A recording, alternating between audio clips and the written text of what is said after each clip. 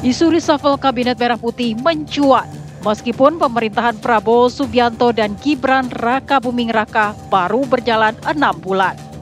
Dorongan untuk melakukan reshuffle menguat usai pertemuan sejumlah aktivis 1998 di Hotel JS Luansa pada Rabu lalu. Dalam forum diskusi memperingati momentum reformasi 1998 tersebut, isu perombakan kabinet turut mengemuka. Ketua MPR yang juga Sekretaris Jenderal Partai Gerindra, Ahmad Muzani, turut menanggapi isu ini. Ia menyatakan bahwa hingga kini belum ada sinyal dari Presiden Prabowo terkait kemungkinan reshuffle. Namun demikian, Muzani berharap para menteri dapat bekerja lebih aktif dan selaras dengan arah serta irama kepemimpinan Presiden. Namun pertanyaannya, benarkah reshuffle akan terjadi? Siapa saja yang berpotensi diganti? Dan apakah langkah ini tepat dilakukan saat roda pemerintahan baru saja berputar? Tim TV One mengabarkan. Ya, isu ini semakin mencuat ya, kita ketahui sejak pertemuan aktivis 98 beberapa waktu lalu di salah satu hotel di Jakarta begitu. Tetapi kita juga dengar sama-sama tadi bahwa Ahmad Muzani yang merupakan Ketua MPR Republik Indonesia yang juga Sekjen Partai Gerindra ini juga sudah merespon pemirsa dan mengatakan bahwa memang belum ada pembahasan oleh Pak Prabowo selaku Presiden Republik Indonesia, tetapi yang jelas diharapkan agar menteri ini lebih aktif begitu ya, dan juga menteri harus seirama dengan Presiden. Nah, akankah sebenarnya reshuffle ini akan dilakukan dalam waktu dekat? Kalaupun iya, ini siapa-siapa saja yang berpotensi diganti? Itu yang akan kami bahas di Apa Kabar Indonesia Malam dengan sejumlah narasumber yang sudah hadir di studio. Pemirsa, kita akan sapa satu persatu. Ada Bang Ansi Lema yang merupakan jubir PDI Perjuangan. Selamat malam. Malam, Bang Ansi. Tiara. Ketemu lagi kita, sehat ya Bang ya? Ketemu lagi, sehat ya. Oke, di sebelahnya sudah ada Bang Henry Satrio yang merupakan analis komunikasi politik. Bang Hensat, apa kabar? Baik-baik Tiara. Baik, terima kasih sudah hadir di Apa Kabar Indonesia Malam dan juga melalui sambungan Zoom. Kita akan sapa juga Bang Hedarsam Marantoko yang merupakan politikus Gerindra yang juga sebagai Ketua Lisan Prabowo. Selamat malam, Bang Hedarsam. Selamat malam ya. Baik, terima kasih atas waktunya, Bang. Bang, kita ketahui memang betul ya, Gerindra ini nampaknya juga belum ada pembahasan, termasuk juga dari Presiden belum ada pembahasan mengenai reshuffle, tapi beberapa waktu yang lalu, ini dari Pak Muzani, Bang Hendarzam yang menyebutkan bahwa menteri ini diharapkan tetap aktif dan juga menteri harus seirama dengan Presiden. Nah, ini kalau menurut Anda memang peringatan atau sebagai warning awal nih, Bang Hendarzam? Ya, kan sebenarnya apa yang dikatakan oleh beliau itu adalah hal yang sifatnya sangat standar dan normatif ya. Jadi menyasar kepada seluruh teman-teman, rekan-rekan kita yang ada di kabinet pada saat ini. Jadi tidak ada tendensi kepada salah satu atau beberapa orang tertentu. Karena memang seyogyanya sebagai pembantu daripada Presiden itu harus seirama, ya harus bisa mengikuti ritme dari Pak Prabowo, ya.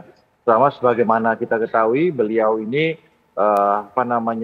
pada saat menjabat sebagai Presiden langsung tancap gas karena konsep-konsep beliau itu yang beliau tuangkan di dalam pemikiran-pemikiran beliau, dalam buku-buku beliau itu memang sudah sangat matang dan tinggal diimplementasikan saja. Nah, kemudian kan ya mungkin saja dalam perjalanannya ya selama hampir 7 bulan ini saat ini ya ada beberapa menteri ya atau wakil menteri ya, atau kepala badan ya kan, kepala lembaga yang belum mengikuti ritme. Tapi saya itu porsinya Bro Hensat untuk mengomentari masalah itu. Tapi intinya kita tetap menghormati, jangan sampai juga ya, kami ya kan mendahului dari hak prerogatif Presiden untuk menentukan apakah ini dirasakan tepat untuk saat ini, untuk siapa saja yang akan di reshuffle atau tidak, dan waktunya kapan itu kita serahkan kepada Pak Prabowo selaku Panglima tertinggi dari pemerintahan ini. Oke, tadi sudah di-mention ya Bang Hensat, ini nampaknya porsi ya Bang Hensat nih katanya. Jadi kalau menurut Bang Hensat sendiri seperti apa? Siapa-siapa saja yang nantinya bisa dikatakan berpotensi begitu ya untuk mendapat evaluasi dianggap kurang dan dianggap belum seirama begitu ya dengan Pak Prabowo?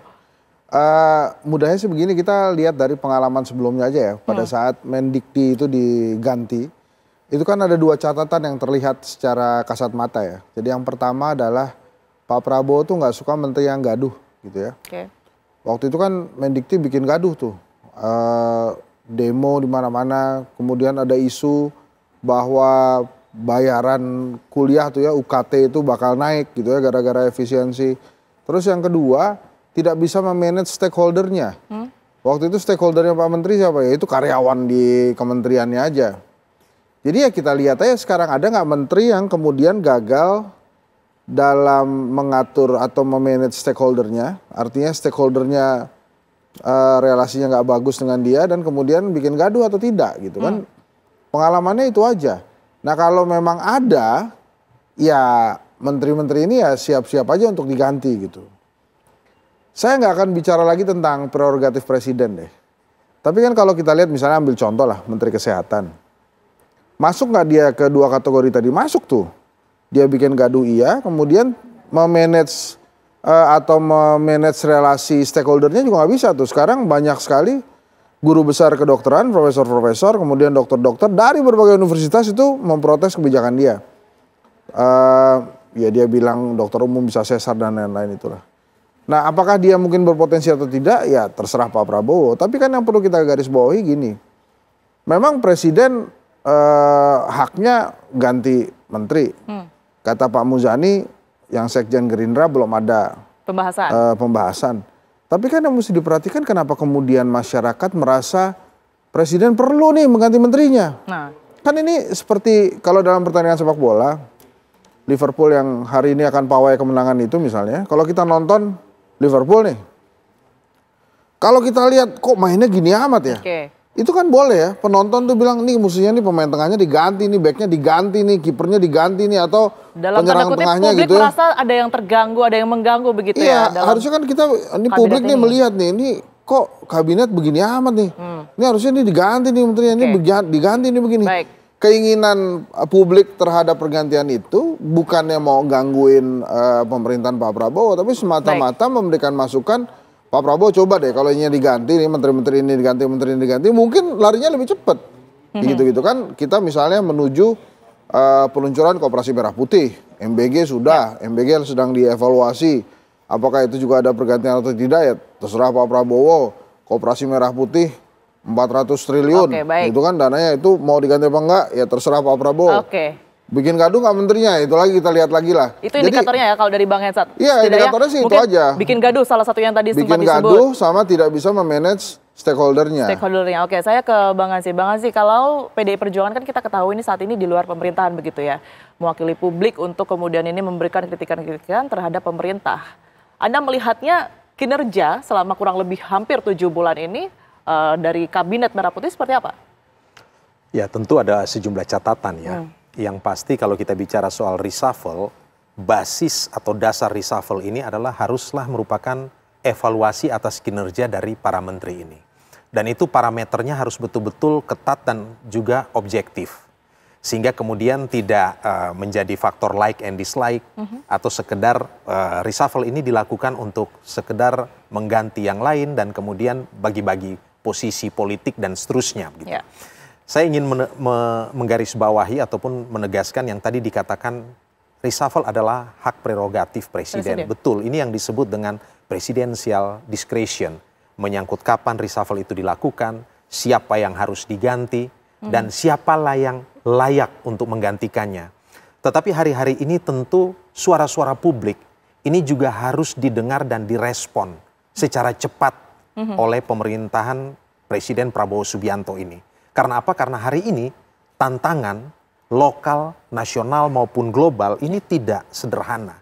Ya, gelombang PHK, penciptaan lapangan pekerjaan, bagaimana menciptakan iklim investasi yang kondusif sehingga kemudian tercipta lapangan pekerjaan. Ini hal-hal mendasar yang sangat penting harus dijawab secara cepat oleh pemerintahan ini antara lain. Belum lagi kalau kita bicara terkait dengan kepentingan grassroots, misalnya kelompok petani, peternak, nelayan, dan seterusnya. Mereka ini hari-hari ini juga boleh dibilang hidup dalam kondisi yang penuh keprihatinan. Tetapi PDI Perjuangan sebagai partai politik yang hari ini berada di luar pemerintahan, tentu juga ingin melihat bahwa pemerintahan Presiden Prabowo Subianto ini itu betul-betul menjadi pemerintahan yang solid dan kemudian bisa bekerja secara efektif untuk menjawab apa yang menjadi ekspektasi publik. Karena apa? Karena kami walaupun berada di luar kekuasaan, kami juga harus bisa memastikan bahwa kerja-kerja pemerintahan ini itu akan berujung pada penciptaan kesejahteraan dan keadilan bagi masyarakat. Kira-kira seperti itu, Tiara. Oke, Bang Yesi. Sekarang pertanyaannya, kalau memang betul reshuffle ini akan dilakukan dalam waktu dekat begitu ya. Nah, dampaknya akan seperti apa? Apakah nanti akan memperkuatkah atau memperlemah kepercayaan publik terhadap pemerintah? Itu yang nanti akan kita bahas ya. Tapi kita jeda terlebih dahulu. Pemirsa, Apa Kabar Indonesia Malam akan kembali usai jeda.